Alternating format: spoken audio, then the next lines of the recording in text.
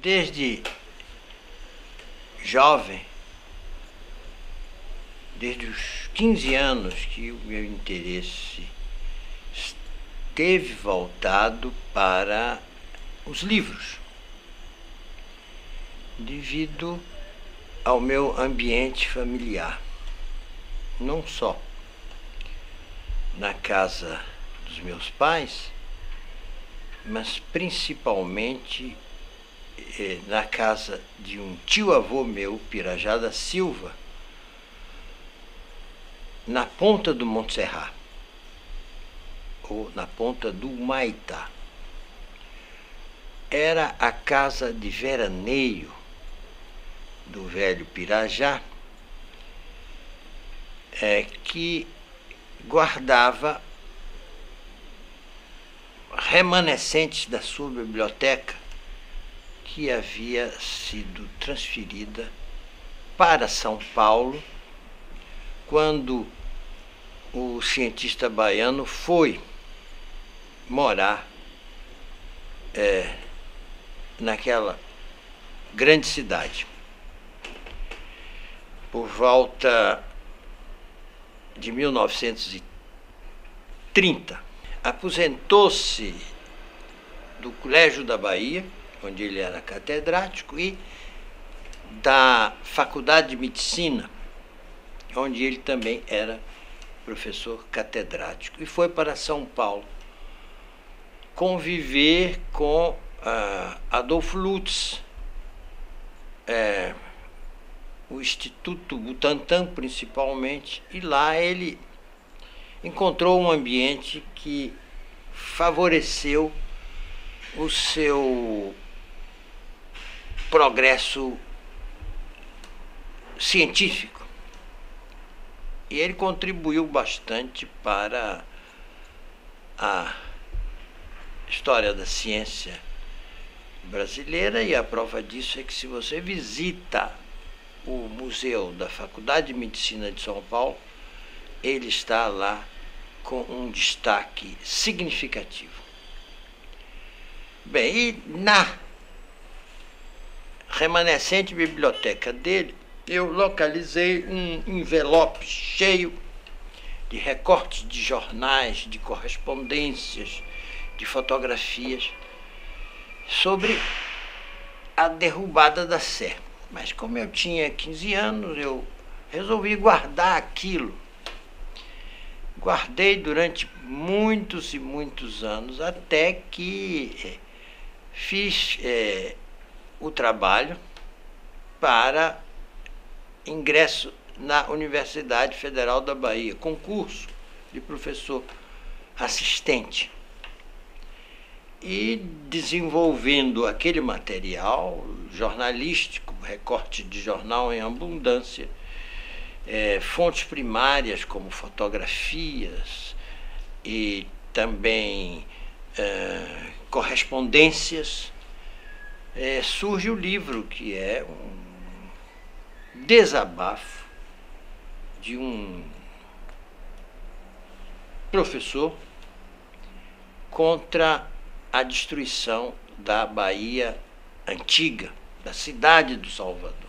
Bem, eu caracterizei exatamente este problema como um movimento de conluio entre a arquidiocese, a imprensa e a intelectualidade baiana naquela época para uma reforma urbana de JJ Seabra, porque essa destruição sistematizou-se a partir do poder público no desejo de reformar, modernizar, sanear a cidade do Salvador. E contra a cidade, eles começaram a pregar a demolição como o caminho para este saneamento, quando em verdade não era. Era simplesmente um desejo de construir a Avenida 7 de Setembro, cujo projeto de Arlindo Fragoso é devastador, que planificou a Avenida 7 desde a Cidade Baixa, pela ladeira de Água Brusca, destruindo grande parte do Pelourinho, destruindo o centro histórico e vindo Praça da Sé, ou Distrito da Sé, que se transformou na Praça da Sé, e por isso mesmo destruíram a Igreja da Sé como uma revanche, porque foi exatamente o movimento de uma parte da intelectualidade baiana, liderada por Teodoro Sampaio, por Pirajá da Silva, por Vanderlei Pinho, insurgindo-se contra o próprio Instituto Histórico da Bahia, que teve que ser convencido por personalidades, inclusive Pedro Calmon.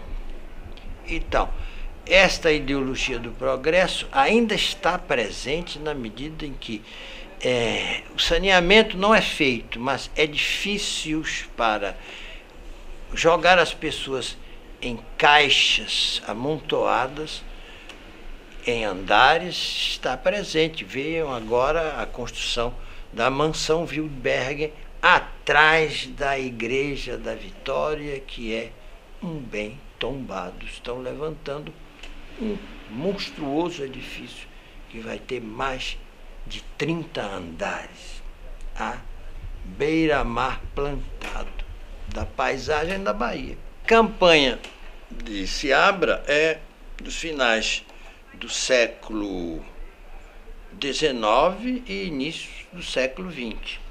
Por volta de 1920, recrudesce essa ideia de saneamento da cidade, de modernização da cidade, pelo viés seabrista, e liderados, evidentemente, pela Escola Politécnica da Bahia, é lamentável dizer isso, sobre a ingerência, sobre a batuta de Arlindo Fragoso, que foi secretário de Seabra, responsável por tudo que aconteceu naquela oportunidade. Então, este movimento inicia-se por volta de 1920 e vai encerrar-se quando da demolição da Sé em 1933. Bem, e aí então a cidade perde o seu referencial, que era a Sé, o monumento mais antigo, que foi construído em 1552. As fundações da Sé remontariam a 1552, quando aqui esteve o bispo Sardinha. A construção inicia-se naquela oportunidade e depois outras reformas foram feitas na igreja, mas sempre mantendo as características primeiras e dominantes. Em 1933, a igreja que foi demolida não era a igreja de 1552, mas era um monumento com um amontoado de influências e remanescentes. Era um monumento mais antigo da cidade, foi demolido. Este foi um acerto entre a arquidiocese e a prefeitura, que com isto recebeu 300 contos de réis, e o arcebispo naquela oportunidade era Dom Augusto Álvaro da Silva.